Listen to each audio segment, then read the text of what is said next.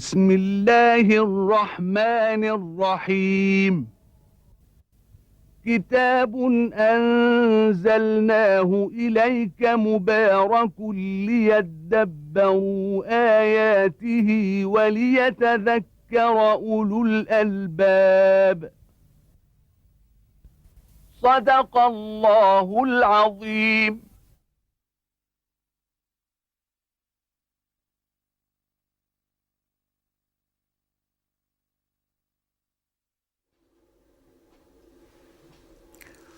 الحمد لله رب العالمين، والصلاة والسلام على عبده ورسوله الأمين سيدنا ونبينا محمد وعلى آله وأصحابه ومن اهتدى بهداه وعمل بسنته إلى يوم الدين.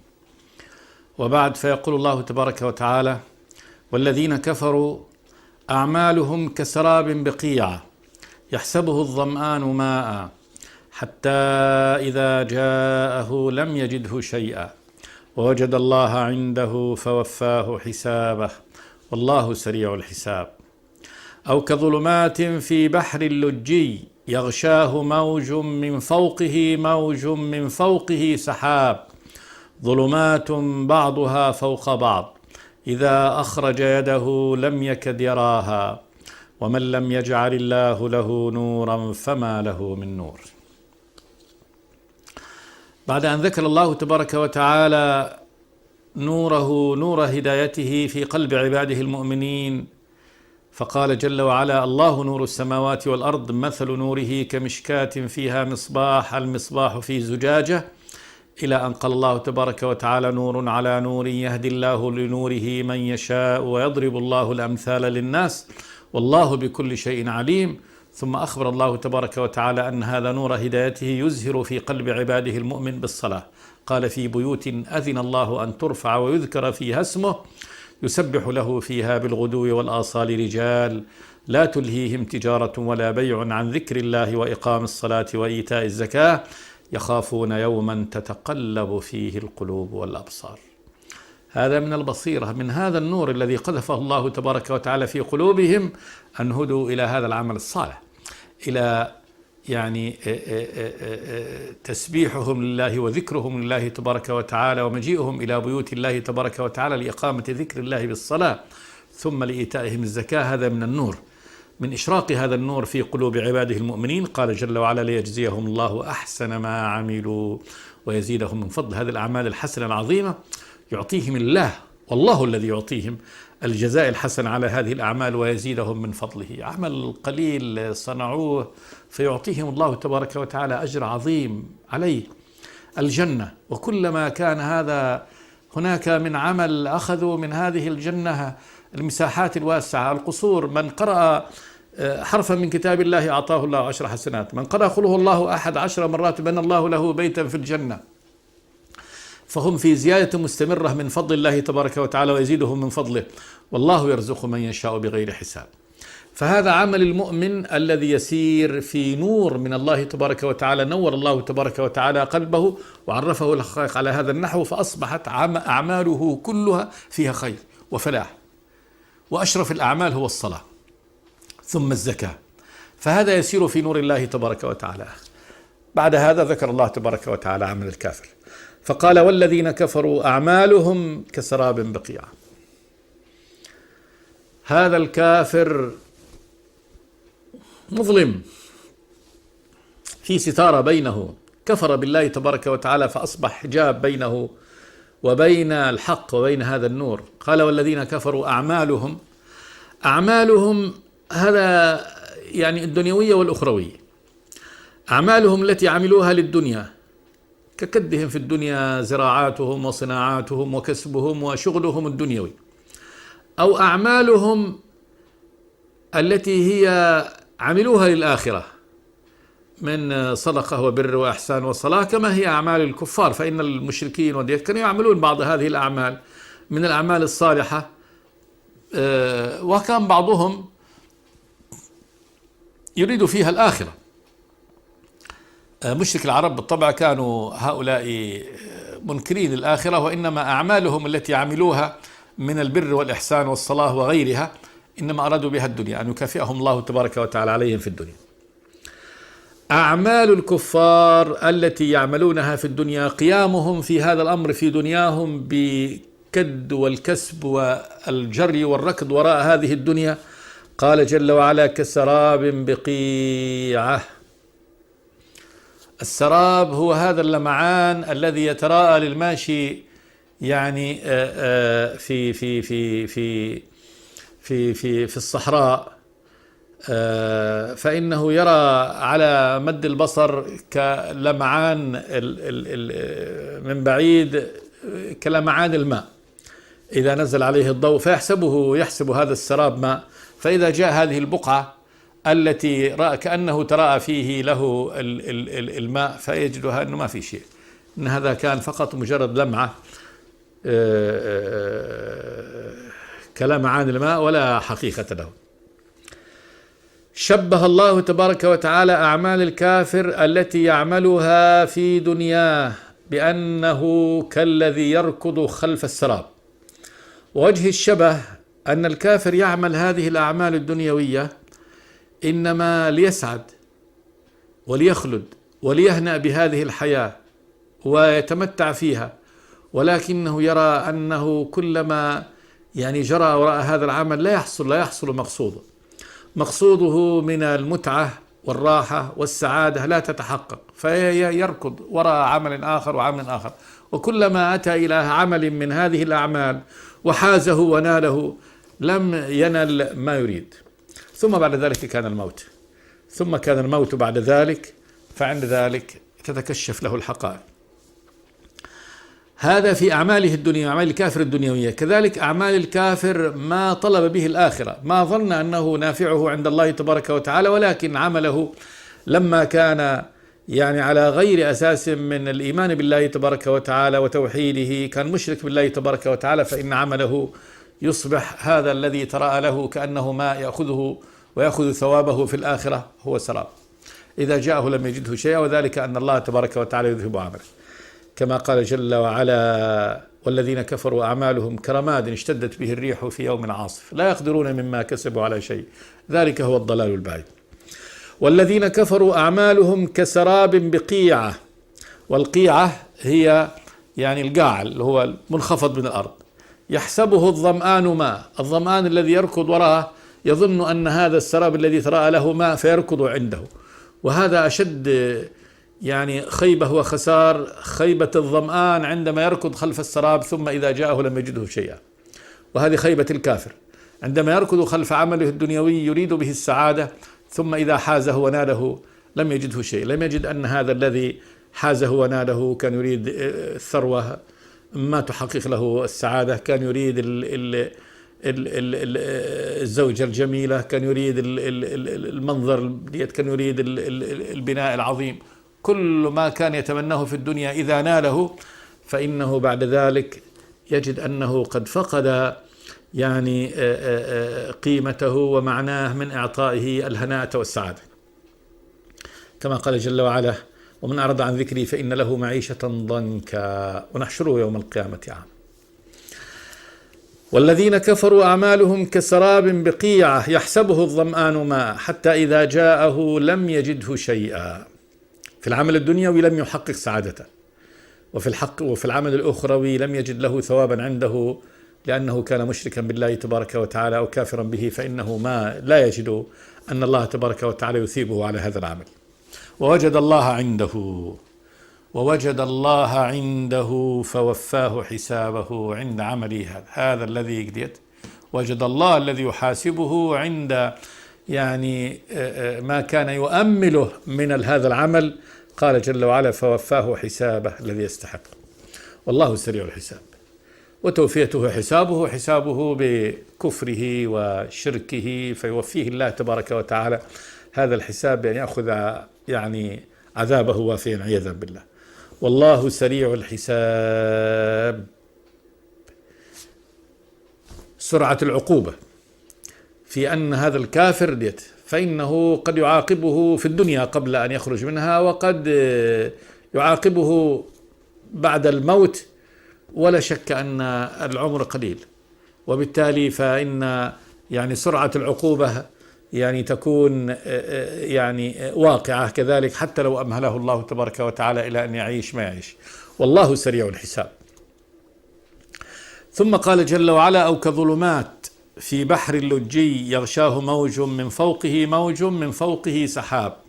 هذا مثل ثاني ضربه الله تبارك وتعالى لعمل الكافر، يعني أن عمل الكافر هو كالسراب. هذا تشبيه بالنظر إلى حال الكافر في ركضه وراء عمله، يعني ليحصل منه السعادة في الدنيا أو الثواب في الآخرة. وهذا بالنظر إلى وضع الكافر مع هذا العمل، أنه لا يعرف ولا يدري ما الذي ينفعه مما يضره، فهو كالأعمى يخبط. أو كظلمات، عمل الكافر كأنه ظلمات في بحر اللجي يغشاه موج من فوقه موج من فوقه سحاب. الكافر يخبر الله تبارك وتعالى بأنه يعيش في ظلمات، وضرب الله مثل لهذه الظلمات التي يعيش فيها الكافر أنها ظلمة، يعني ظلمة كاملة، وأن الظلام في مكان هذا يأتيه الظلام من كل مكان. في بحر لجي، بحر لجي، اللجة اللي هي علو الأمواج، لجة البحر، لج. بحر اللجي يعني متلاطم الموج، يغشاه موج، من فوقه موج، من فوقه سحاب.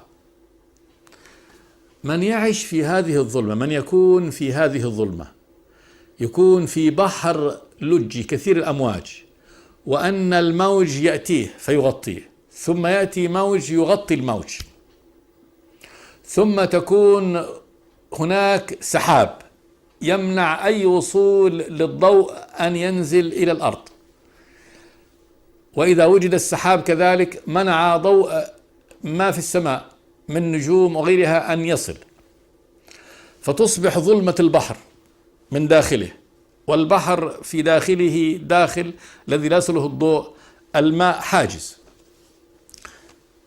ظلمة دامسة.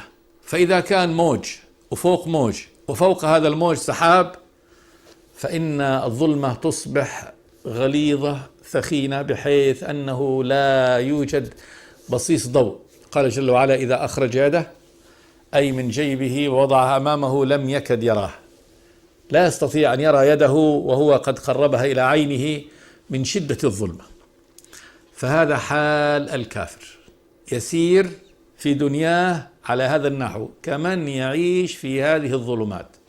ومن يعيش في هذه الظلمات على هذا النحو، أن له أن يعرف ما حوله، أن له أن يعرف ما يضره مما حوله مما ينفعه، فلذلك هو يسير أعمى على هذا النحو في هذه الظلمات، لا يعرف شيء. فكل العمل الذي يعمله يظن أنه نافعه، لكن ما ينفعه. عمل هذا الدنيوي وحذقه لها ومهارته فيها في النهاية غير نافعة، لأنها مرد له إلى النار، ما تنفعه، وهي عبارة عن ركض وراء شيء بعيد، سراب. عمل الأخروي بدون أن يكون ممن يشهد أن لا إله إلا الله وأن محمد رسول الله وأنه مهتدي وأن يصلي كما أمره الله ويصوم كما أمر الله ويسير في شريعة الله عز وجل، بل يعمل أعمال يظنها أنها تنفع عند الله، وهي الحال لا تنفع عند الله تبارك وتعالى. فيأخذ هنا من العمل ما لا يفيده، كالذي يسير في الظلم، كالذي يسير في هذه الظلمات تماما. قال جل وعلا: ومن لم يجعل الله له نورا فما له من نور. الله نور السماوات والأرض، وهو الهادي سبحانه وتعالى إلى هذا النور. ومن لم يجعل الله له نورا يهتدي به ويبصره، ما من أين له النور؟ من أين له أن يكون له نور؟ فالله تبارك وتعالى هو الهادي إلى نوره سبحانه وتعالى. فمن لم يجعل الله في قلبه نور يرى به ويبصر به فإنه لا يرى. أليس الكافر يرى نور الله ظلمة؟ الكافر يرى نور الله تبارك وتعالى قرآنه وهدايته أنها ظلام، ويبغضها أشد البغض، وإذا ذكر الله وحده اشمأزت قلوب الذين لا يؤمنون بالآخرة. ويرى الرسول يعني أنه أبغض الخلق إليه، يبغض رسوله ويكذبه ويرفضه من ظلمته. هذه من الظلمة. فهذا النبي الذي هو النور والسراج المبين يراه الكافر أنه عدو له، وأنه الشيطان عنده أحسن من الرسول، وطريق الله تبارك وتعالى وصراطه المستقيم الموصل إلى جنته يبغضه ولا يراه ويحاربه ويسير فيه. ثم شيطانه، الشيطان الذي هو عدو لله تبارك وتعالى والذي هو عدو لهذا الكافر، الكافر يحبه ويسير خلفه ويأخذ كلامه ويحب هذا الطريق. يبقى هذا أعمى لا يراه، هو كما قال الله تبارك وتعالى أو كظلمات في بحر اللجي. فهذا قد عمي عن الحقائق الناصعة الواضحة البينة لا يراها. والكفر والعناد والطريق الذي يوصله إلى النار خلاص يحبه ويهواه ويسير فيها. النار أمامه ولكنه يسير إليها بقدميه وبرجليه من عماه، من الظلمة التي هو فيها. قال جل وعلا: ومن لم يجعل الله له نورا فما له من نور. من أراد الله تبارك وتعالى أن يحجب عنه هذا النور ويعمي بصيرته ويعمي قلبه ويجعله يعيش على هذا النحو، من أين له النور؟ فما له من نور. الهدى هداه سبحانه وتعالى. هذا بيان أن الهدى منه سبحانه وتعالى، وأن نور الله تبارك وتعالى إنما يشرق ويزهر في قلوب المهتدين اللي هم الذين سمعوا كلام الله تبارك وتعالى واتبعوا نوره. قال جل وعلا: نور على نور يهدي الله لنوره من يشاء ويضرب الله الأمثال للناس والله بكل شيء عليم في بيوت أذن الله أن ترفع ويذكر فيها اسمه. فالله هو الذي يهدي لنوره من يشاء سبحانه وتعالى. فالعباد المؤمنون هؤلاء اهتدوا بهدي الله وبأمر الله تبارك وتعالى وبفضل الله وبعطائه سبحانه وتعالى. والكافر ضل وعمي وعاش في الظلمات بحرمان الله تبارك وتعالى، لأن الله لم يرد أن يجعل له نورا. قال جل وعلا: ومن لم يجعل الله له نورا فما له من نور. استحيل أن يكون له نور. من يعطيه النور؟ من يوفقه؟ من يهديه؟ فحكم الله تبارك وتعالى هو القاهر فوق عباده، هو الحكم سبحانه. من هداه الله فهو المهتدي، من يهدي الله فهو المهتدي، ومن يضلل فلن تجد له وليا مرشدا. من يضلله الله تبارك وتعالى لا يمكن أن تجد له ولي ولا مرشد منه سبحانه. ومن لم يجعل الله له نورا فما له من نور. ثم قال جل وعلا: ألم تر أن الله يسبح له من في السماوات والأرض والطير صافات كل قد علم صلاته وتسبيحه والله عليم بما يفعلون ولله ملك السماوات والأرض وإلى الله المصير. ألم تر أن الله يزجي سحابة ثم يؤلف بينه ثم يجعله ركاما فترى الودق يخرج من خلاله وينزل من السماء من جبال فيها من برد فيصيب به من يشاء ويصرفه عن من يشاء يكاد سنا برقه يذهب بالأبصار يقلب الله الليل والنهار إن في ذلك لعبرة لأولي الأبصار والله خلق كل دابة من ماء. هذا فاصل جديد تعقيبا على هذا الأمر في بيان شلون الكافر، كيف أن الكافر قد عمي عن آيات الله تبارك وتعالى. الله الذي هذا فعله وهذا صنعه سبحانه وتعالى. فأولا ذكر الله تبارك وتعالى من صفاته ومن أسمائه ومن إذعان الخلق له جل وعلا. قال: ألم ترى أن الله يسبح له من في السماوات والأرض، يعني قد علمت أن الله سبحانه وتعالى يسبح له من في السماوات والأرض. التسبيح اللي هو تنزيه الرب تبارك وتعالى عما لا يليق به، وأعظم هذا التسبيح هو التنزيه عن الشريك والمثيل والنظير. فهذا الخلق المشاهد كله دال بوجوده بحاله على أن له إلها واحدا، رب واحد بس. فوحدة الخلق أعظم دلالة على وحدة الخالق سبحانه وتعالى. وحدة الخلق في هذه الوحدة العظيمة المتناسقة، ارتباط السماء بالأرض وارتباط كل عضو وكل عنصر من عناصر هذه المخلوقات بعضها ببعض في نظام محكم بديع يدل على أن من نظم هذه الآلة العظيمة المتعددة الأعضاء ونسقها هذا التنسيق أنه إله واحد سبحانه وتعالى. لأنه لو كان هناك خالقان لا تنافر هذا الخلق. مش ممكن الخلق هذا يبقى بهذا التناسق وبهذه الوحدة، لا بد أن يتنافر. لو كان فيهما آلهة إلا الله لفسدتا، قل لو كان معه آلهة كما يقولون إذا لابتغوا إلى ذي العرش سبيلا ليغالبوا يحاربوه. ما يمكن يتركوا يعني صاحب العرش وحده، لا بد أن يعني إله حقيقي وله خلق، له سماوات وله أرض وله بشر وله خلق وله دين، إذا لعلى بعضهم على بعض، كما قال تبارك وتعالى بل أتيناهم بالحق وإنهم لكاذبون ما اتخذ الله من ولد وما كان معه من إله. لو كان معه من إله إذا لذهب كل إله بما خلق، ولعلى بعضهم على بعض. سبحان الله عما يصفون، سبحان الله عما يصفون أن يكون هناك ند لله وشبيه له ونظير له. فهذا الخلق أولا شاهد مسبح لله تبارك وتعالى بلسان الحال، بلسان حاله منزه لله أن يكون لهذا الإله الرب الإله له شريك، له نظير، له مماثل. هناك من صنع معه خلق معه أي واحد. الأمر الآخر إن هذا الخلق من الإحكام والإتقان، بحيث أنه يدل على يعني حكمة الخالق وعلمه العظيم وقدرته الهائلة.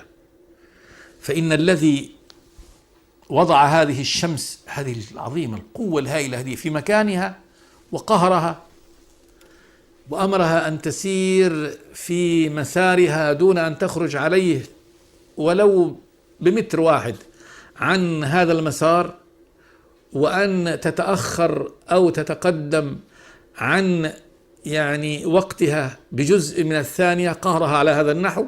وقهر هذه النجوم العظيمة والكواكب العظيمة، قهرها ونظمها على هذا النحو. إله قوي لا شك أنه قوي قاهر عليم بديع. فهذا الخلق كله شاهد بلسان حاله، يشهد بلسان الحال التي هو عليها، يسبح الله تبارك وتعالى، ينزه أن يكون له نظير، أن يكون فيه نقص من أي نقص. هذا الخلق لا يمكن أن يبقى هكذا في نظامه البديع دون إمساك، دون أن تكون هناك قوة قاهرة أمسكت هذا. والله أخبرنا بهذا، قال إن الله يمسك السماوات والأرض أن تزولا ولئن زالتا إن أمسكهما من أحد من بعده. فإن الذي مسك هذا الخلق على هذا النحو ورتبه ونظمه وأحسن كل شيء خلقه على هذا وأتقنه هذا الإتقان، من الذرة الصغيرة إلى هذه المجرة الكبيرة، من الخلية الحية الصغيرة في إنسان أو في حيوان أو في نبات، خلية محكمة متقنة تمام الإتقان، منظمة تمام التنظيم، لا بد أنه قائم عليها ولا بد أنه منظمها. هذا إله عظيم. فالشاهد أن هذا الخلق كله شاهد بلسان الحال على الرب الإله الواحد سبحانه وتعالى، وبالتالي هو منزه لله، يسبح الله. قال جل وعلا ألم تر أن الله يسبح له من في السماوات والأرض. تسبيح تنزيه الله تبارك وتعالى. هذا أولا بلسان الحال، ثم بلسان المقال، ثم بلسان المقال يسبح السماوات السبع والأراضين وكل هذه الموجودات تسبح الله تبارك وتعالى بلسان المقال. نحن لا نعلمه، الله يعلمه سبحانه وتعالى. قال وإن من شيء لا يسبح بحمده ولكن لا تفقهون تسبيحهم إنه كان حليما غفورا. فإن من شيء، ما من شيء خلقه الله تبارك وتعالى إلا هو مسبح بحمده ولكن لا تفقهون تسبيحه. نحن لا نفقه كيف تسبح الشمس، تسبح القمر، تسبح النجوم، تسبح البحر، تسبح الشجر، تسبح الحصى، ما نفقه ودي أحد، الله يعلمه سبحانه وتعالى. وإن كان بعض هذه الجمادات وبعض هذه الموجودات يسمع تسبيحه أحيانا، كما قال النبي صلوات الله وسلامه عليه إني لأعلم حجرا كان يسلم علي وأنا بمكة. نبي مكة كان حجر يسلم على النبي صلى الله عليه وسلم، يعرف النبي. وكذلك كان الصحابة يعني يسمعون تسبيح الحصى في يد النبي صلى الله عليه وسلم، النبي يأخذ حصى فيسمعون تسبيحه تسبيح الحصى في يد النبي صلى الله عليه وسلم. وكذلك تسبيح الطعام، يأخذ النبي الطعام فيسمعون تسبيح الطعام للنبي صلوات الله وسلامه عليه. حنين الجذع النبي أول ما كان يخطب صلوات الله وسلامه عليه قبل أن يتخذ منبره كان هناك جذع نخلة يستند النبي إليه، يعني إذا وقف في الخطبة يستند إلى هذا الجذع فيخطب، يعني كما يأخذ الخطيب شيء أمامه يعني يكون يعني منه يخاطب الناس. جذع نخلة، وجذع نخلة خاوي، هذا جماد هش، مو نبات انتهى مات وأصبح في حال الموت. هذا الجذع الذي كان يخطب إليه النبي صلوات الله وسلم يخطب عنده، لما اتخذ النبي المنبر وأخذ منبر من خشب الطرفاء ديت، ثم في الجمعة التي استخدم النبي هذا المنبر ترك الوقوف عند هذا الجذع وصعد المنبر، جاء هذا الجذع وصاح صيحة عظيمة في المسجد، والصحابة سمعوا له كصياح الناقة عندما يعني تبكي على فصيلها إذا أخذ منه، وهذا يعرفه أهل الإبل، فإن صياح الناقة عندما يؤخذ منها فصيلها أمر عظيم يقطع القلب أحيانا من حنين الناقة دي. فسمع له هذا، فالنبي نزل من على المنبر صلوات الله وسلامه عليه وأتى إلى الجذع وضمه وظل يهدهده يعني يسكته، يقول يعني كما يسكت الطفل، فبقي يعني يخرج الصوت ينخفض في الصوت شيئا والنبي يسكته حتى سكت. فهذا جذع حن إلى النبي صلى الله عليه وسلم وأخرج هذا يعني الصوت الذي سمعه الصحابة، له إدراك. هذه الجمادات لها إدراكات، قد يظهر الله تبارك وتعالى بعض هذه الإدراكات أحيانا كما ظهر يعني هذه الإدراكات للنبي وللصحابة الذين شاهدوا هذا من هذه الإدراكات. الله تبارك وتعالى هو المطلع وهو خالق هذه الجمادات، وهو العليم بإدراكاتها سبحانه وتعالى. تسبحه بلسان مقال لا يعلمه الخلق، نحن لا نفقهه، وإن من شيء لا يسبح بحمده ولكن لا تفقهون تسبيحهم.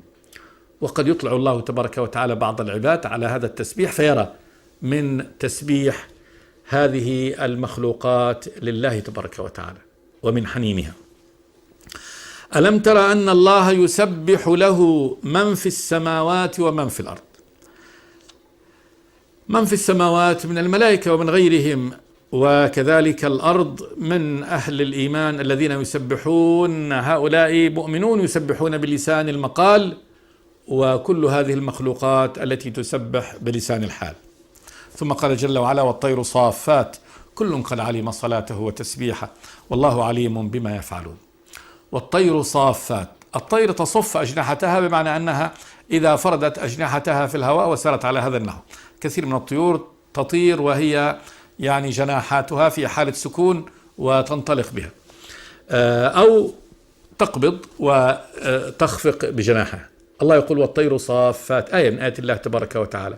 انطلاق الطير في الطيران وجناحه صافة في السماء، ولكنه مع ذلك ينطلق يعني بسرعة الطير في ديت دون أن يكون عنده محرك نفاث مثلا ديت، وإنما على هذا النحو ديت. فالله هو الذي يمسك الطير هكذا، وهذا من عظائم قدرته سبحانه وتعالى أنه يطير في السماء شرقا وغربا شمالا وجنوبا دون دفع رياح ودون دفع يعني آلة من داخله، ولكن ينطلق وهو صاف أجنحته على هذا النحو.